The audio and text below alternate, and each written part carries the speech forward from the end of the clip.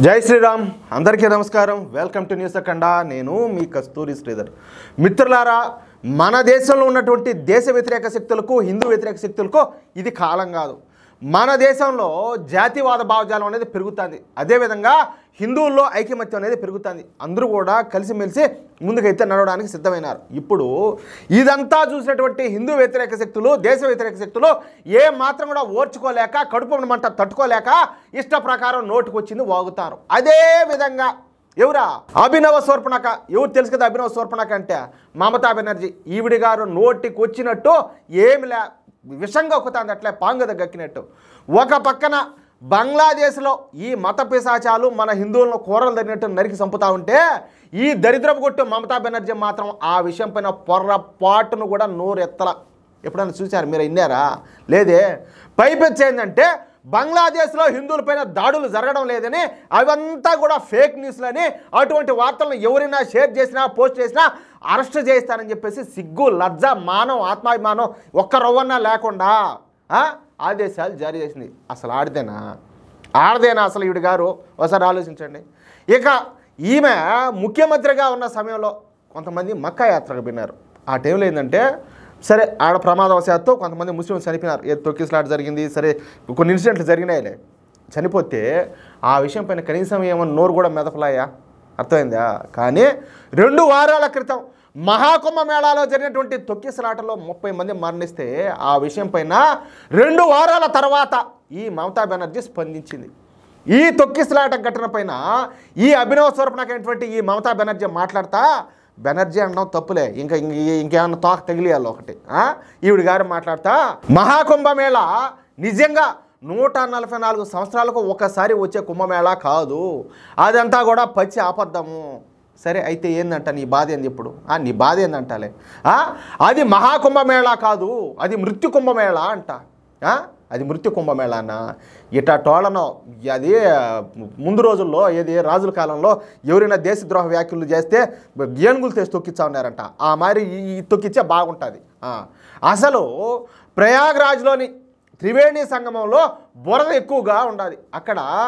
నీటి తీవ్రత కలుషితంగా మారింది నువ్వు పోయి చూసావా నేను ఆయన పోయి చూసినాడా ఎవరు పోయి చూసినారు నువ్వు పోయి చూసావా అంటాలే నువ్వు పోయి స్వయంగా అక్కడ మునిగి చూసుంటే నువ్వు ఆ మాట చెప్పున్నాలా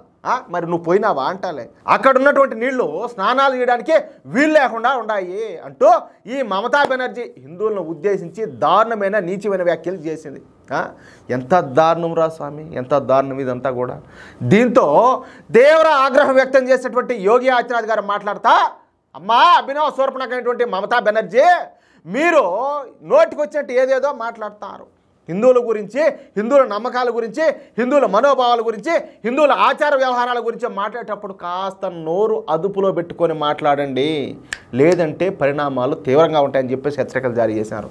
ఇప్పటి వరకు త్రివేణి సంగమంలో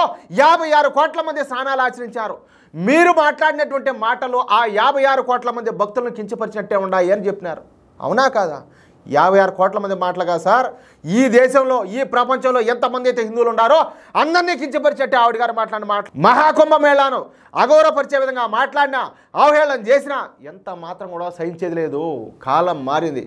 ఉత్తరప్రదేశ్ కాలుష్య నియంత్రణ మండలి అదేవిధంగా కేంద్ర కాలుష్య నియంత్రణ మండలి ఈ సంస్థలో కూడా ఎప్పటికప్పుడు త్రివేణి సంగమం నీటిని పరిశీలిస్తున్నాయి లీటర్ నీటిలో 3 మిల్లీగ్రాముల కంటే తక్కువ బయోలాజికల్ ఆక్సిజన్ ఉంటే ఆ నీటితో పరిశుభ్రంగా స్నానం చేయొచ్చు మహాకుంభమేళా జరుగుతున్నటువంటి ప్రదేశంలో ప్రస్తుతం నీటిలో 2.9 మిల్లీగ్రాముల బయోలాజికల్ ఆక్సిజన్ మాత్రమే ఉండాలి అంటే మహాకుంభమేళా నీటిని ఎటువంటి చీకుచెంత లేకుండా ఎటువంటి అపోహలు పోకుండా ఎటువంటి అనుమానాలు కూడా తావీయకుండా సంతోషంగా స్నానాలు చేయొచ్చు స్నానం చేయడం మాత్రమే కాకుండా ఆచమనం కూడా చేయడానికి కూడా ఉపయోగించవచ్చు అని చెప్పినారనమాట కానీ ఈ విషయాలన్నీ తెలిసి కూడా నోటికి వచ్చినట్టు వాగడం ప్రతి ఒక్కరికి కూడా ఫ్యాషన్ అయిపోయింది వచ్చే సంవత్సరం పశ్చిమ బెంగాల్లో జరిగే ఎన్నికలను దృష్టిలో పెట్టుకొని కేవలం ఒక వర్గం వాళ్ళని ఎంటర్టైన్ చేయడానికి నువ్వు హిందువులను పావులుగా వాడుకుంటున్నావు హిందువులను ఇష్ట ప్రకారం తప్పుదోవ పట్టిస్తున్నావు నీకు త్వరలోనే హిందువులు హిందూ సమాజం గట్టిగా బుద్ధి చెప్తారు ఆ సమయం అయితే ఎంతో దూరంలో లేదంట యోగి ఆదిత్యనాథ్ గారు ఈ అభినవ శూర్పణఖ అయినటువంటి ఈ మమతా బెనర్జీకు సరళమైన పదాలతో కఠినమైన వార్నింగ్ ఇచ్చారు. చూడు ఇప్పుడు ఈ అభినవ్ స్వరూప్ నాకు ఎవరో ఈ మమతా బెనర్జీ మళ్ళీ వచ్చేసి మొన్న ఈ మధ్య ఒక ఆయన మాట్లాడినాడు, ఎవరు లాలూ ప్రసాద్ యాదవ్ నోటికి వచ్చేట్టు మాట్లాడినాడు. అసలు హిందూ వ్యతిరేకులు అనేవాళ్ళు కేవలం ఇతర మతాల్లోనే కాదు, మన స్వధర్మంలో కూడా ఉన్నారు. వాళ్ళు పొరపాటున అదేందన్నట్టు తులసివనంలో గంజాయి మొక్కలు అంటారు చూడు, ఆ మాదిరిగా మన హిందూ సమాజంలో ఇట్లాంటి దరిద్రపు గొట్టు గుంపంతా పుట్టి సచ్చినారు. వీళ్ళు ఏంటంటే ఎంతసేపటికి అధికార దాహం, ధనదాహం వాటితోటి వీళ్ళు అశుద్ధమైన తినేదానికి వీళ్ళు సిద్ధపడిపోతారు. అన్నం కాదు, అన్నం కాకుండా అశుద్ధమైన తినేదానికి సిద్ధపడిపోతారు. కాబట్టి వీళ్ళు సొంత సమాజాన్ని ఏది పాంగద పిల్లలు మింగినట్టు వీళ్ళు స్వధర్మాన్నే కించపరుస్తారు, స్వధర్మంలో ఉన్నటువంటి తమ సొంత ప్రజలనే కించపరుస్తారు, వాళ్ళనే తప్పు బాట పట్టిస్తారు, ఏమైనా చేయడానికి సిద్ధపడతారు. మనకు ఆలోచన అనేది ఉంటే, మనకు విజ్ఞత ఉంటే, మనం సరైన రీతిలో ఆలోచన చేస్తే ఇటాటోళ్ళను తరిమి కొట్టచ్చు. కనీసం రాజకీయాలు అనేది కాదు కదా, భారతదేశంలోనే లేకుండా తరిమి కొట్టచ్చు ఇటాటోళ్ళను. ఏమంటారా మిత్రులారా? ఈ న్యూస్ కనుక మీకు నచ్చినట్టయితే ఖచ్చితంగా ప్రతి ఒక్కరు కూడా షేర్ చేయండి. అదేవిధంగా మీ యొక్క అమూల్యమైన అభిప్రాయాలను ఖచ్చితంగా కామెంట్ చేయండి. ఇంకో మాట, ఇంతవరకు కనుక మీరు మన ఛానల్ను సబ్స్క్రైబ్ చేసుకున్నట్టయితే ప్రతి ఒక్కరు కూడా మన ఛానల్ సబ్స్క్రైబ్ చేసుకోండి, సపోర్ట్ చేయండి ప్లీజ్. జై శ్రీరామ్.